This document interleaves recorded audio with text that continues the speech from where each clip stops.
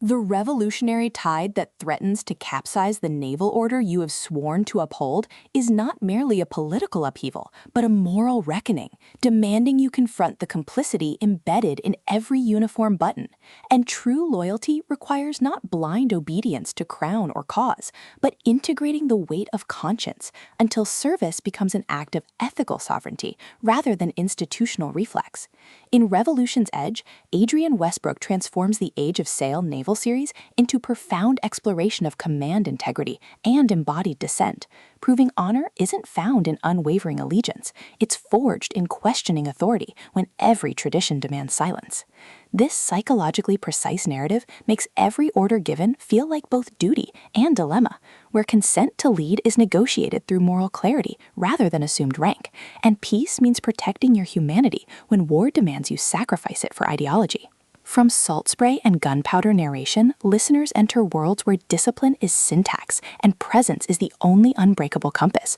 perfect for fans of emotionally intelligent historical naval fiction where male vulnerability defies genre expectations. When Captain Nicholas Cruwys receives secret orders to suppress colonial insurgents, he expects professional execution, not to discover the mission mirrors the exact suppression he's endured beneath decades of performative stoicism. And intelligence officer Alara Vance's quiet refusal to accept sanitized reports creates partnership defying Admiralty protocol. Navigating mutinous whispers and buried attractions, Cruwys realizes this deployment isn't about quelling rebellion, but recalibrating his own soul, with Westbrooke avoiding reducing Cruwys to conflicted hero or Alara to subversive informant, instead crafting radical reciprocity within constraint, where trust is earned through honoring boundaries, even as treason blurs them. An audiobook narration amplifies this alchemy by capturing Cruwys's disciplined focus fracturing into clarity, and Alara's guarded intensity revealing warmth beneath vigilance, making listeners feel seismic shifts of souls learning some loyalties can only be honored when you stop letting empires define their validity.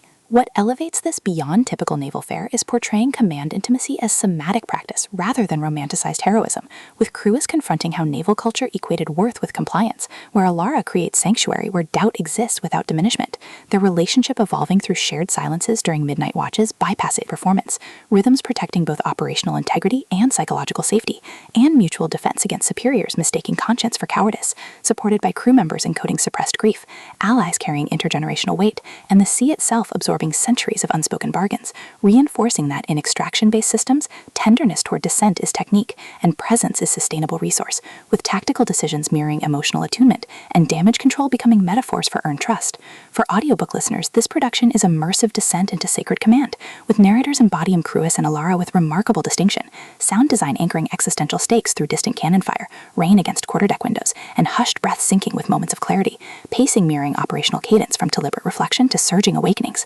ultimately redefining historical naval fiction by centering male emotional labor within revolutionary frameworks, and affirming that sometimes the most powerful act is choosing conscience over compliance, honoring whole self even in landscapes shaped by empire.